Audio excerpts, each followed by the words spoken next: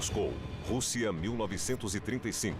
Um plano é elaborado para fazer desta a cidade mais impressionante sobre a face da Terra. A ideia de Iosif Stalin, um ditador assassino, um visionário implacável. Ele submeterá uma nação inteira à sua vontade. Ele conseguiu transformar uma sociedade agrícola em uma superpotência mundial em poucos anos. Moscou seria um exemplo. 7 décadas depois, restam apenas vestígios do mundo que Stalin tentou construir. Nossos pesquisadores farão uma minuciosa pesquisa e encontrarão provas do alto preço pago pelo povo para realizar o sonho de Stalin. As pessoas eram trazidas para cá e depois desapareciam. 22 mil dos 400 mil que trabalharam no canal morreram. Ele ceifou vidas. Está nas profundezas do subterrâneo e nas paredes de um enorme arranha-céu. É o mundo perdido da supercidade de Stalin.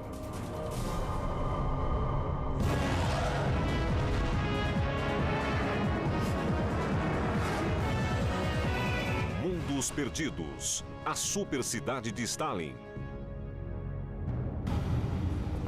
Em 1935, quando Iosif Stalin anunciou a intenção de reconstruir Moscou, poucos cidadãos poderiam imaginar o que isso significaria. Eles já tinham vivido 2 décadas de caos. A Revolução de 1917, a derrubada do czar e a criação do primeiro Estado comunista da história. Mas não tinham ideia de quão grandes ou dolorosas seriam as mudanças de Stalin. Ele queria apagar todos os traços do passado imperial da cidade e transformar todos os aspectos de Moscou. E isso só seria possível através da força bruta. Nossa equipe de pesquisadores viajou a Moscou para entender o que aconteceu. Guy Archer passou anos pesquisando a história da Rússia. Todos nós conhecemos as atrocidades de Stalin, sua brutalidade. Mas eu vim para a Rússia por estar interessado na marca que ele deixou no sistema de transporte, nas construções e na arquitetura. Michael Schuller é o engenheiro da equipe. Ele revelará uma Moscou completamente diferente da que vemos hoje. Estou muito interessado em saber mais sobre a tecnologia das construções e como ele foi capaz de construir essa infraestrutura industrializada em tempo recorde. Juntos, eles farão o retrato de uma cidade que nunca foi concluída. Até agora, ela só existiu por completo na mente de Iosif Stalin. Ele acreditava que para criar, era preciso estar preparado para destruir. Assim, ele começou a demolir. E se pôs a destruir a história de Moscou. A dinamite destruiu 500 anos de tradição, o melhor da arquitetura de Moscou. Nenhum edifício estava a salvo, nem mesmo a Catedral Cristo, o Salvador. Foi uma grande demonstração de força. Um novo monumento se ergueria ali. O Palácio dos Sovietes. Um templo profano, construído em uma escala sem precedentes. Seria um símbolo temível da supremacia comunista. Sabemos que tempos depois, a era de Stalin seria vista com constrangimento, algo que em si deveria ser apagado da história. A grande ironia é que a catedral foi demolida. O palácio nunca foi construído e a catedral foi reconstruída nos anos 90. Quer dizer, isso não faz nenhum sentido. A ambição de Stalin não tinha limites, e o Palácio dos Sovietes era seu plano principal. Ele anunciou um concurso mundial para eleger o melhor projeto. 270 propostas foram apresentadas, e só 2 anos e meio depois surgiu o vencedor. Há 70 anos, cada um desses projetos oferecia a visão de um futuro grandioso. No Museu de Arquitetura de Moscou, Guy Archer examina as plantas. Houve uma grande competição pelo Palácio dos Sovietes. Foi internacional, com 160 propostas ao longo de 3 anos. Muitas eram fantásticas, imaginativas, futurísticas, bem à frente de seu tempo. Em muitos dos projetos inscritos, há uma certa utopia. De todos os projetos, talvez o mais extraordinário tenha sido o de um jovem arquiteto chamado Boris Yoffen. Seria um prédio com 3 plataformas. Uma escadaria levaria a um pórtico elaborado. E no topo, haveria uma estátua gigantesca de um operário. Foi o projeto escolhido por Stalin. Embora para ele não fosse grandioso o suficiente, queria que fosse mais alto, mais sofisticado, mais ornamentado com símbolos comunistas em todas as superfícies. A estátua do operário seria uma estátua de Lenin. O trabalho de Yoffen tinha apenas começado. Ele e a equipe criavam projetos para palácios. Esses são os desenhos originais. A edificação ficava cada vez mais alta, tudo se tornava mais imponente. Eles buscavam a perfeição. E o trabalho não tinha fim. Embora o palácio não exista, a estação de metrô construída para servi-lo existe. Ali, Guy Archer pode ter uma noção de como seria entrar no Palácio dos Sovietes.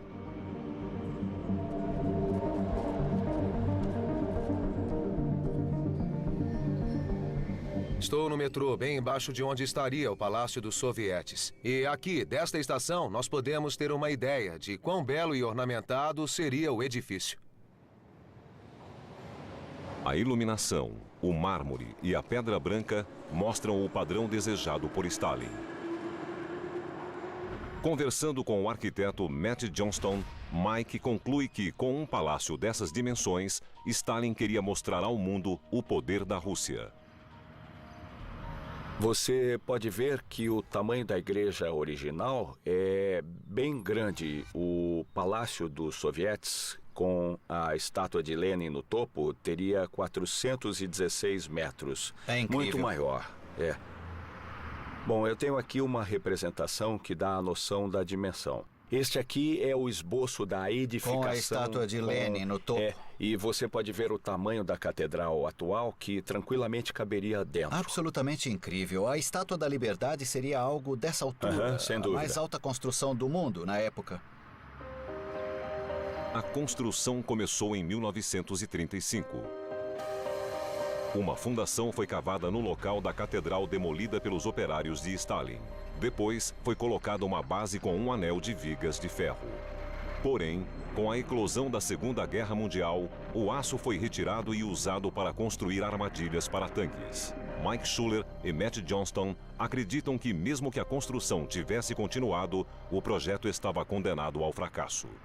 O complexo teria avançado até o rio e ali o leito da água é bastante alto, o que traria muitos problemas com infiltração nas fundações que eram muito profundas. Outro problema é que todo o complexo poderia deslizar rio abaixo. O solo ao longo da margem do rio não é muito Correto, bom. há muita areia no solo, é bastante instável. Talvez tenha sido uma das razões de nunca ter sido construído. Foi uma das razões de nunca ter sido realizado. Construir o Palácio dos Sovietes poderia ser tão impossível quanto construir uma casa na areia. No Museu de Arquitetura de Moscou, Mike e Matt descobrem mais problemas. Aqui você pode ver como era de fato o projeto. Havia uma série de questões técnicas. Um dos problemas era o clima. A média era de 200 dias por ano com nebulosidade até aqui. Você olharia para cima e veria as pernas das calças e as costas. Não é uma configuração muito respeitosa. Há algumas questões estruturais associadas com o auditório. Sim, achei um corte transversal do edifício. O estudo das plantas demonstra que, embora espetacular, teria sido impossível construir o palácio.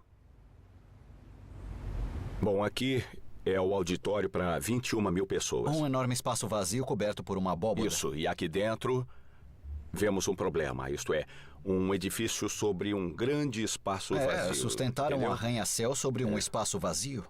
Estruturalmente não é uma coisa lógica. Mesmo hoje, construir algo assim seria muito difícil e, na época, tecnicamente não era viável. Praticamente impossível. Esse fato foi mantido oculto do povo russo.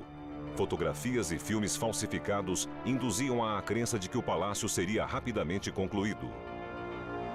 Se tivesse sido construído, o Palácio dos Sovietes seria tão alto que você teria de recuar muito para ter uma visão geral dele. Teria sido a construção mais imponente de seu tempo. Feito de mármore e rocha vulcânica, um enorme auditório levaria a um labirinto de museus, saguões, restaurantes e uma biblioteca de 500 mil livros. Elevadores expressos subiriam a uma velocidade de 5 metros por segundo. Mas eram apenas sonhos. Stalin imaginou o edifício em uma escala que não poderia ser e nunca foi construída. Sua ideia de perfeição não se tornou realidade. Ele era um homem terrivelmente prático. Estabelecia objetivos e encontrava maneiras de atingi-los. Ele queria construir sua supercidade. O custo humano não importava. A seguir, nossos pesquisadores se aprofundam na pesquisa sobre a Moscou de Stalin. Descobrem o segredo sinistro de seu sucesso: trabalho escravo. Nossos pesquisadores estão descobrindo como Stalin pretendia transformar seu país em uma superpotência. As reformas que ele impôs às indústrias da Rússia estabeleceram uma série de objetivos inalcançáveis. As consequências para a nação foram fome, miséria e um banho de sangue. Mas um êxito ele alcançou. Em uma década, a Rússia se tornou uma força considerável e Moscou, a cidade que mais crescia no planeta.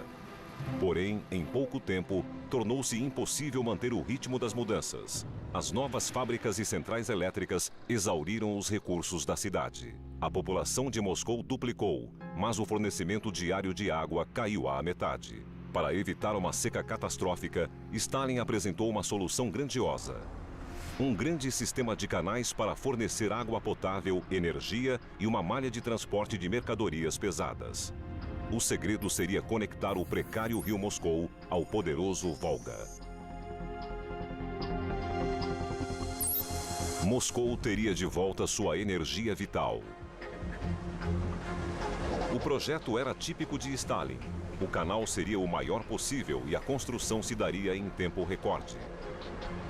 Em 4 anos e 8 meses, 128 quilômetros do canal foram abertos. Tinha 5,5 metros de profundidade e mais de 90 de largura. Stalin sabia que tal triunfo da engenharia seria uma grande propaganda. Guy obtém mais informações junto à professora Cynthia Ruder. É visível o grande detalhamento e a atenção dada aos canais e aos aspectos técnicos, mas houve também uma atenção especial aos aspectos artísticos. Havia planos específicos para o projeto arquitetônico ao longo do canal, inclusive para as comportas dos diques. Tudo foi planejado em detalhes, projetado pelos principais arquitetos da época. É como se o projeto devesse transformar a jornada através do canal em uma experiência artística. E a estátua de Lenin aqui é o grande legado disso. Sem dúvida, é monumental. Sem dúvida, com 35 metros de altura, é o maior monumento a Lenin existente na Rússia. Havia outra estátua de Stalin de 35 metros no meio do canal. A estátua de Lenin está aqui, mas o local onde se ergueria a de Stalin está vazio. O que aconteceu? No período de desestalinização, no final dos anos 50, todas as estátuas e placas com seu nome começaram a ser retiradas. Certa noite, uma multidão derrubou aquela estátua que fora por ela erigida com grande dificuldade, pois era uma escultura grandiosa e fora construída com grande esforço. A estátua de Stalin foi retirada e destruída, mas isso não é nada se pensarmos nas pessoas que ele destruiu para realizar seu sonho. Ele construiu o canal com a exploração brutal de trabalho escravo. Se alguém se recusasse a obedecer, acabaria nas mãos da polícia secreta de seu líder. Cynthia, o que esta bela igreja tem a ver com a construção do canal? Esta igreja se localiza em um monastério que foi requisitado pela polícia secreta soviética, NKVD, para ser quartel-general do campo prisional para os trabalhadores escravos que construíram este canal. De onde vinham os trabalhadores? Eles usaram prisioneiros políticos ou criminosos comuns? Eles usavam todos, dependendo das necessidades, prendiam quantos fossem necessários para a tarefa. Houve um momento em que havia mais de 200 mil prisioneiros no campo de Mitre trabalhando no canal. Se precisavam de engenheiros, prendiam engenheiros. E para isso, a NKVD cometeu o maior dos sacrilégios, transformando esse belo monastério num campo de prisioneiros. Correto. A rede de prisões chamada Gulags seria o projeto mais lembrado de Stalin. Essas prisões tinham capacidade para encarcerar 2,5 milhões de pessoas, cada uma delas um trabalhador em potencial. Transformados em escravos, eles cavavam com pás e picaretas. Não havia máquinas.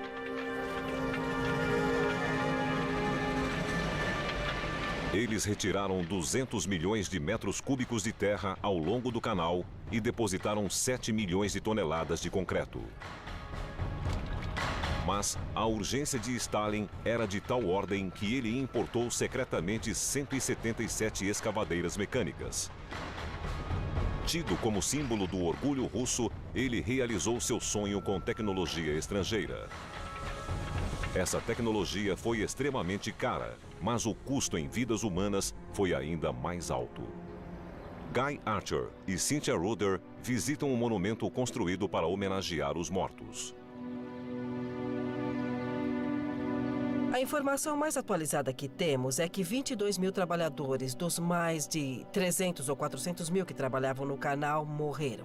E cerca de 5 mil pessoas foram retiradas do campo para um local ao sul de Moscou e fuziladas. Esse cálculo não inclui os milhares de pessoas que morreram nas enfermarias, nos hospitais e nas margens do canal. Talvez devido a doenças que já portassem antes de chegar. São estatísticas terríveis. Mas Stalin era um homem determinado e a condição de seus trabalhadores não lhe importava.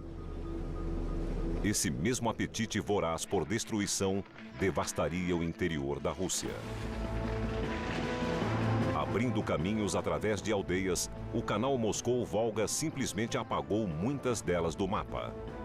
Essa torre de igreja é tudo o que resta de uma movimentada aldeia, inundada pelos engenheiros de Stalin. A aldeia de Kayazia ficava ali. 2/3 dela foram inundados e os construtores do canal deixaram a torre na esperança de que pudesse ser usada como um farol para a passagem no canal. Ao demolir cada aldeia que estava em seu caminho, Stalin transformou a paisagem. E a construção de um intrincado sistema de comportas e reservatórios provocaria ainda mais destruição. Estou a 128 quilômetros a nordeste de Moscou, no começo do sistema de canais Moscou-Volga. E, embora o rio Volga e Moscou estejam quase na mesma elevação, há uma série de montanhas no meio. Assim, ele fez os trabalhadores construir muitas casas para bombas, reservatórios e comportas de câmaras simples e duplas para levar a água e os navios montanha acima. Essa rede de comportas eleva a água a 40 metros antes de começar uma descida íngreme para a cidade de Moscou. No centro dessa rede de canais, há um enorme reservatório que contém as águas do Volga e alimenta o canal. É esta a chave do funcionamento de todo o sistema. Estou no Lago de Moscou, um enorme reservatório no continente, formado após a construção da represa de Ivankovo, que literalmente mudou o curso do rio Volga. Ao conectar Moscou ao Volga e construir um reservatório de 518 quilômetros quadrados para regular esse abastecimento, a cidade floresceu. Após percorrer 128 quilômetros, o canal entra em um aqueduto de 27 quilômetros para finalmente chegar ao sistema de distribuição de água de Stalin. Para manter o estilo monumental do canal, Stalin ordenou que as unidades de filtragem de água também fossem grandiosas. Isso parece uma das primeiras salas de filtragem. A água do canal Moscou-Volga chega aqui, na primeira etapa de filtragem da água potável para a cidade de Moscou. Assim, Moscou passou a ter um abundante abastecimento de água. Mesmo hoje, essa rede de abastecimento fornece 12 milhões de metros cúbicos de água, quase todo o consumo diário da cidade. O canal foi um grande sucesso. Recuperou o nível do rio Moscou possibilitando ao exército levar homens e máquinas para qualquer direção e permitindo o transporte de combustível, madeira, carvão e ferro para qualquer ponto da União Soviética. Ao dar a Moscou um corredor de transporte para os 5 mares, a Rússia estava mais próxima de se tornar uma superpotência. O canal Moscou-Volga foi saudado como um dos feitos de engenharia mais notáveis de seu tempo. Mas o número de pessoas que morreram para que isso acontecesse foi mantido em segredo pelo Estado russo. A seguir, nossos pesquisadores entram no mundo da elite de Stalin, um lugar de privilégios, luxo e medo, e descobrem como ele construiu um Estado dentro do Estado para manter seu domínio absoluto.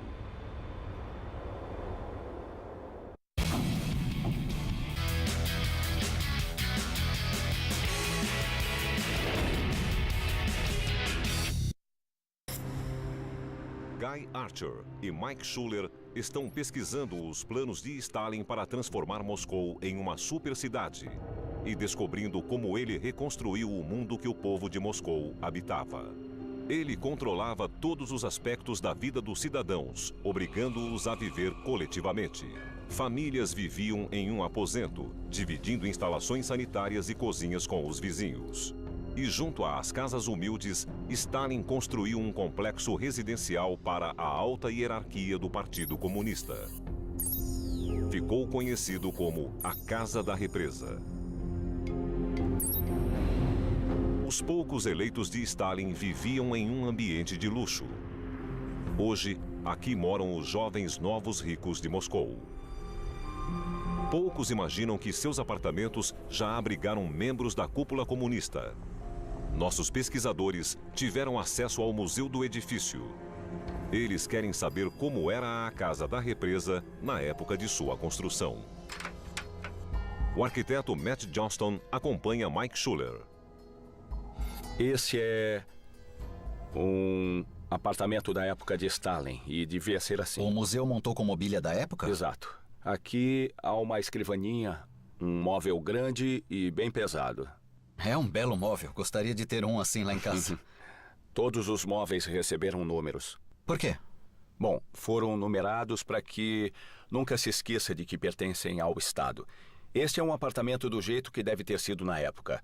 Tem muitos aposentos, quartos separados, salas. E qual a diferença entre isso e as condições de vida da maioria dos soviéticos? Grande, enorme. As pessoas viviam mal, havia escassez de moradia e muitas famílias com, digamos, 4 pessoas viviam em um aposento desse tamanho. Um quarto assim era todo o espaço que tinham? É. Incrível. Então os oficiais de Stalin viviam no melhor lugar da cidade. Isso mesmo. No teatro do edifício, Guy Archer se encontra com Kira Alilueva, a sobrinha de Stalin. Ela já morou aqui. As pessoas passavam fome e havia os cupons de alimentação. A situação era muito ruim. A vida era melhor para a gente como meu pai, que era militar. Vivíamos bem e tínhamos jantares fornecidos pelo Kremlin, mas nem todos tinham esse privilégio. Kira conta que a Casa da Represa tinha todos os serviços de uma pequena cidade. Os projetistas buscaram inspiração em edifícios como o Rockefeller Center. Ele foi projetado para ser autossuficiente. Os moradores não tinham necessidade de sair de lá. Era muito bem organizado, separado em uma série de blocos. Havia blocos para moradia, um bloco para lojas, um teatro e até uma área coberta para treinamento de tiro. Fiquei curioso em saber como poderiam ter construído isso bem nas margens do rio Moscou e descobri que construíram sobre um velho pântano. A qualidade do terreno não importava para Stalin. A construção tinha de ser ali, de frente para o Kremlin. Não para que seus oficiais se sentissem parte do governo, mas para que pudessem ser vigiados. Assim, os engenheiros receberam a tarefa de tornar as fundações seguras. Procurei esta obra para ter uma ideia melhor de como deviam ser as fundações. Há uma série de colunas de concreto armado. Para formá-las, primeiro são feitas profundas perfurações no solo para ultrapassar o solo ruim e encontrar apoio firme. Vergalhões reforçados são colocados nas perfurações e o espaço é preenchido com concreto. Os construtores de Stalin usaram cerca de 3.000 colunas e uma camada de concreto de 1 metro de espessura para suportar o enorme peso da casa da represa. Foi assim que eles solucionaram o problema do solo pantanoso. Uma solução caríssima. O orçamento original foi sem precedentes, 7 milhões de rublos. Mas, no final, triplicou para a estonteante cifra de 20 milhões de rublos. O que ninguém imaginava é que essa construção extremamente cara seria usada para aterrorizar o círculo mais próximo de Stalin. A brutalidade do poder de Stalin naturalmente fez sua popularidade cair. Seu temor pela oposição logo se transformou em paranoia.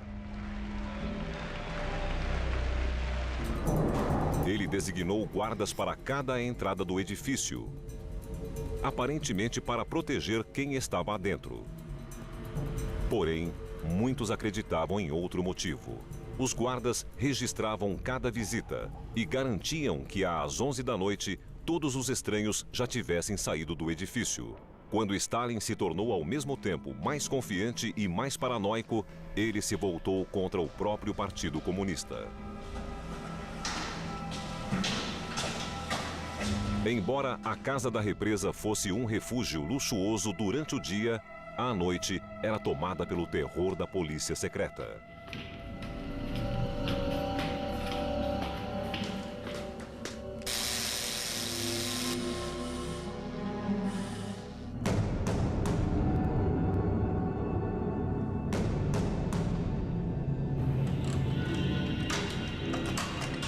Mike e Matt pesquisam um dos apartamentos.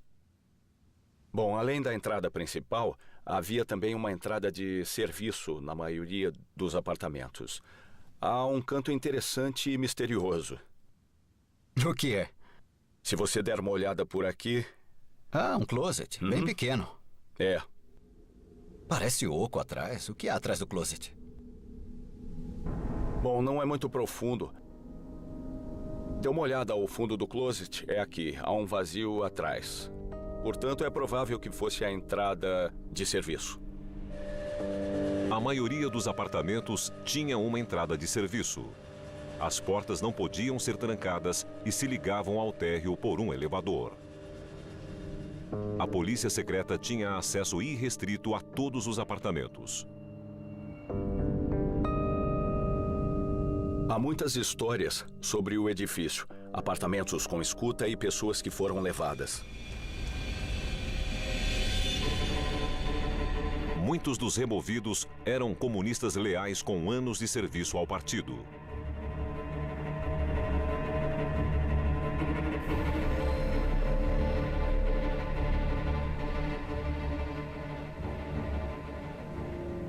Nem a família de Stalin foi poupada. Quando levaram minha mãe, foi um pesadelo. Tentei descobrir o destino dela. Mas eles diziam que não sabiam de nada. Na noite de 5 de dezembro de 1948, eu estava dormindo e eles entraram no apartamento direto do elevador. Meu irmão me acordou e disse que tinham vindo me buscar.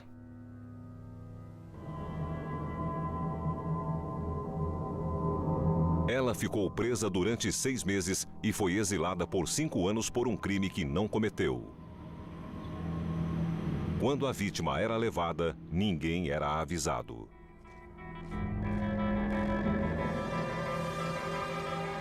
A polícia secreta vinha, levava alguém do apartamento e depois colocava um lacre de cera na porta para impedir que outras pessoas entrassem, como que estamos vendo aqui.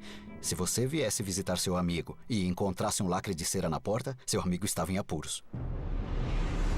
As vítimas eram levadas para Lubyanka, o quartel-general da NKVD, a polícia secreta. É um edifício bastante sinistro. As pessoas eram trazidas para cá e simplesmente desapareciam. Elas eram fuziladas aqui ou enviadas para campos de trabalho espalhados pela União Soviética e ficavam desaparecidas durante décadas. Muitos sumiram completamente e suas famílias nunca mais tiveram notícias deles. Um sistema tão repressivo não admite qualquer oposição. A época de Stalin foi marcada por desaparecimentos e pela constante ameaça de morte violenta. Estou no Museu da Casa da Represa, ao lado de uma lista de 700 nomes. São pessoas que foram presas neste edifício na época de Stalin. 350 delas foram executadas. Há aproximadamente 500 apartamentos. Portanto, 30% das pessoas que moravam aqui foram presas. Os apartamentos vazios logo eram ocupados por novos e ambiciosos quadros do partido. Todos sabiam que essa posição podia ser temporária. Reunindo todas as informações levantadas por nossos pesquisadores, podemos entender como a bizarra construção do complexo controlava a vida de seus moradores.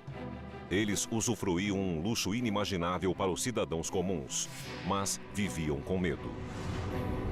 Guardas em todas as portas, suspeitas de escutas nos apartamentos e elevadores de serviço por onde a polícia secreta invadia a casa daqueles que se julgavam de confiança.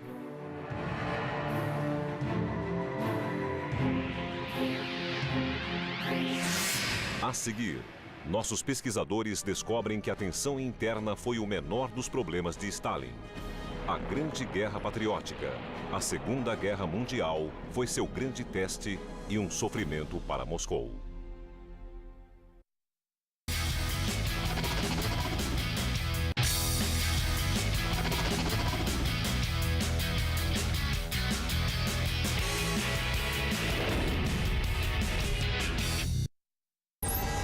Mike Schuller e Guy Archer estão descobrindo o plano de Stalin para Moscou nos anos 1930.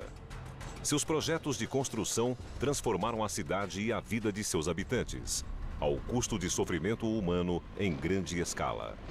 No total, 7 milhões de pessoas foram presas e mais de 1 milhão executadas. Tudo em nome da revolução. E os projetos continuavam. Ele planejava construir um metrô espetacular. A estrutura mais majestosa já vista em sua super cidade. Como a vida na superfície de Moscou era muito difícil, Stalin queria que o metrô fosse um lugar brilhante e feliz. O segredo seria encher as estações de luz e criar grandes espaços abertos.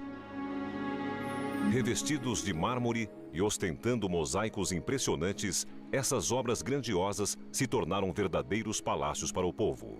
Eram uma cortina de fumaça, luzes e espelhos para fazer o povo esquecer a miséria da vida. Nenhum outro sistema metroviário no mundo é tão ornamentado, luxuoso e sofisticado. Hoje, o sistema está em expansão. Mike Schuller conversa com o engenheiro Brad Malmsten, especialista em métodos russos de construção. Eles querem saber como o metrô original foi construído. É impressionante. Construir um metrô moderno requer todo esse equipamento de alta tecnologia. Os construtores do metrô de Stalin não tinham isso, tinham? De fato não. Mas tinham equipamentos rudimentares como perfuratrizes pneumáticas. A maior parte do trabalho era feita com ferramentas para abertura de minas, como esse velho martelo de metal, pás e picaretas. Os milhares de trabalhadores desciam nos túneis e cavavam com as próprias mãos, tirando o entulho em baldes. Era tudo muito difícil. Nossa, um trabalho fatigante. Sim, deve ter sido terrível, mas com tantas pessoas entusiasmadas em construir a nova Rússia, isso foi possível. Essa foi a grande diferença dos outros projetos de Stalin. O metrô foi construído por voluntários. Foi o maior projeto civil de construção da União Soviética. Dele participaram 75 mil trabalhadores, entre os quais muitas mulheres. Eles estavam ali por livre e espontânea vontade, mas as condições de trabalho eram perigosas.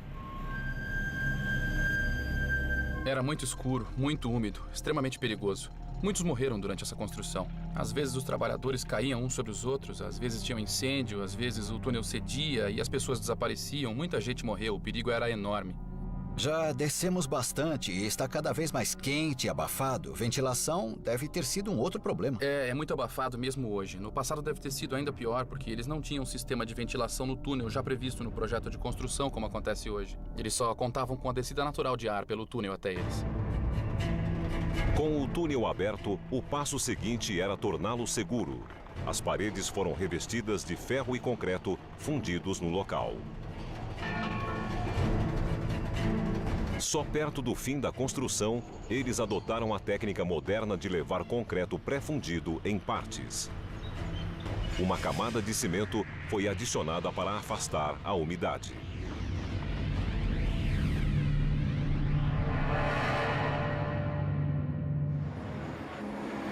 O metrô finalizado ficou sofisticado e ornamentado. Mas, além de transportar passageiros com conforto, ele tinha outro objetivo muito prático. Stalin sabia que a guerra era iminente. A invasão alemã de 1941 seria o maior desafio já enfrentado pela Rússia.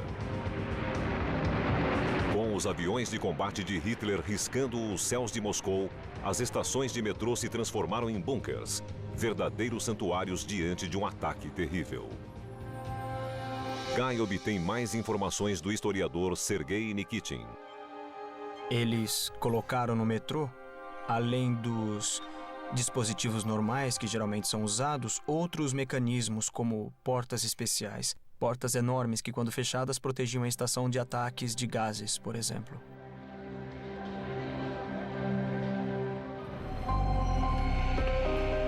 Mas a história do metrô de Stalin não termina aqui.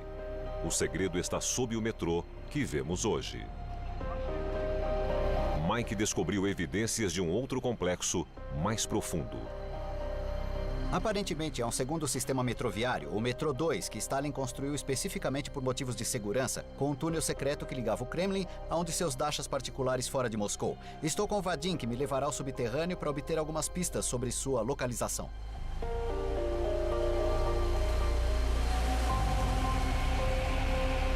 O solo abaixo de Moscou é cheio de túneis. Ao explorá-los, Mike percebe que pode estar a poucos metros do complexo secreto do segundo metrô. Na época de Stalin havia apenas uma linha, mas isso teve grande expansão durante a Guerra Fria e eles construíram entradas secretas e passagens subterrâneas e bunkers para a fuga de personalidades importantes em caso de uma emergência ou algum tipo de ataque. Considerando essa natureza de múltiplos usos, deve ser um dos metrôs mais profundos já construídos.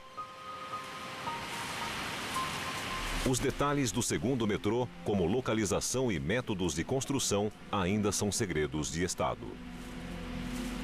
Mas, reunindo o que sabemos, podemos ter uma noção da escala da rede metroviária de Stalin. Acredita-se que um dos túneis secretos leve a seu bunker particular. Outro ao aeroporto. Um terceiro à sua casa de campo. Embora persistam os rumores sobre o segundo sistema, o metrô de Stalin continua a ser o orgulho de Moscou e de seus cidadãos, transportando centenas de milhares de pessoas todos os dias. A seguir, nossos pesquisadores descobrem que, mesmo com o fim iminente de seu regime, Stalin quis deixar uma marca indelével na paisagem de Moscou.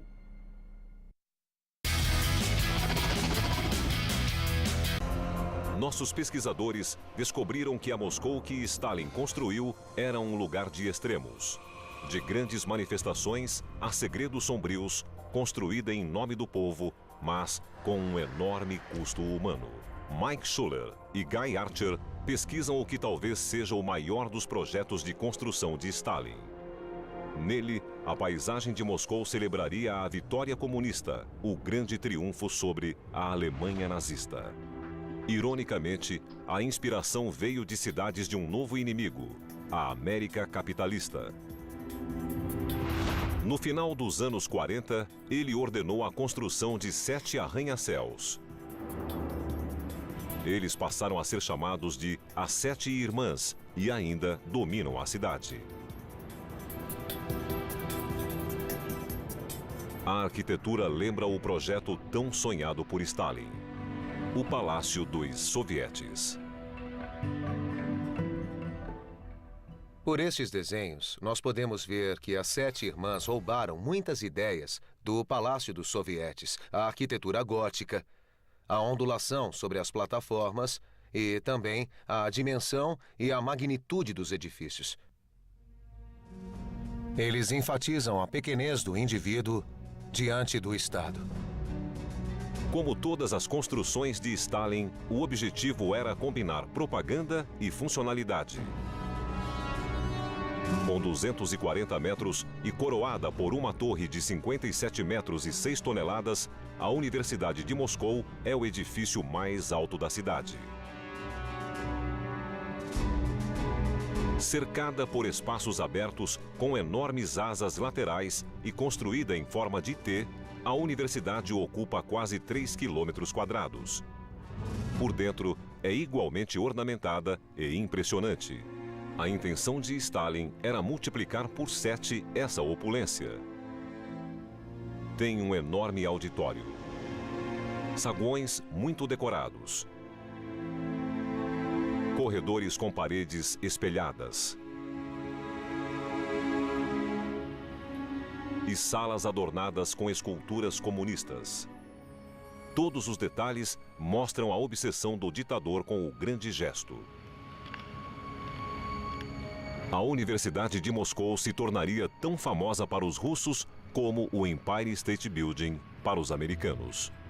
Ao investigar a construção de um edifício moderno, Mike espera descobrir exatamente como as 7 irmãs foram construídas. Com ele está o engenheiro Brad Malmsten. Há alguma relação entre as 7 irmãs e esse edifício moderno? Ah, sim, as técnicas de instalação do aço usadas nas 7 irmãs são muito semelhantes. É evidente que colocaram a fachada de tijolos para fazer parecer mais sólida, mas basicamente está apoiada no mesmo tipo de estrutura de aço que temos nessa construção. Essas grandes edificações de pedra tomaram emprestada a tecnologia da moderna construção em aço americana. A inovação da estrutura de aço permitiu que Stalin construísse obras mais altas, mais fortes e mais imponentes. Porém, a construção desses arranha-céus não foi tarefa simples. Sob a cidade fluem muitos rios subterrâneos que deixam o solo instável. A geologia é ideal para abrir túneis de metrô, mas muito problemática quando se trata de erguer arranha-céus. Ao longo de sua carreira, Stalin jamais aceitou uma recusa. Portanto, seus engenheiros não tinham saída. Precisavam achar uma solução. Eles usaram um método revolucionário. É chamado de criotecnologia e resolve o problema da construção em solos úmidos. Fazia-se circular uma solução de cloreto de cálcio em sondas abertas. Isso tirava o calor do solo e formavam-se grossas paredes de gelo que impediam a água de entrar nas fundações. Krasny Vorota foi uma das 7 irmãs a usar essa técnica. Igor Kaspe passou anos reunindo dados sobre a notável engenharia usada nesse edifício.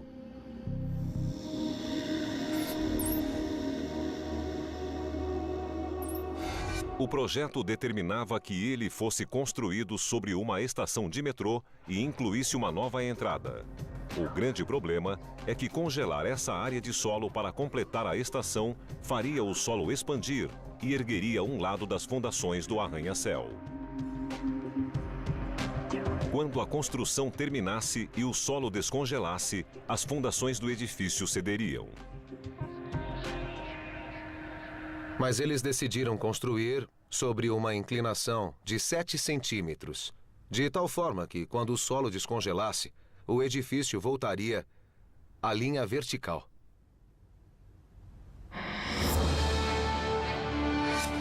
À medida que a estrutura de aço subia, a saúde do ditador deteriorava. Seu legado está nesses edifícios com fachadas monumentais que guardam uma tecnologia ultra inovadora. As 7 irmãs se tornaram prova de sua extraordinária visão arquitetônica para Moscou, mas também um emblema permanente do nefasto poder exercido para construir seu admirável mundo novo. Usando informações de plantas arquitetônicas e a pesquisa de campo de nossos pesquisadores, já podemos recriar o mundo perdido da Moscou de Stalin. Um canal que conecta a Rússia com o mundo, um sistema metroviário eficiente e decorado, arranha-céus que parecem catedrais e prédios de apartamentos construídos como cidades em miniatura. Em curtíssimo tempo, Stalin realizou mais do que muitos países podiam sonhar. Ele modernizou a Rússia, mas seus métodos foram brutais. Outros tentaram transformar a cidade e apagar seus vestígios. Mas a desmedida ambição do plano de Stalin jamais seria igualada.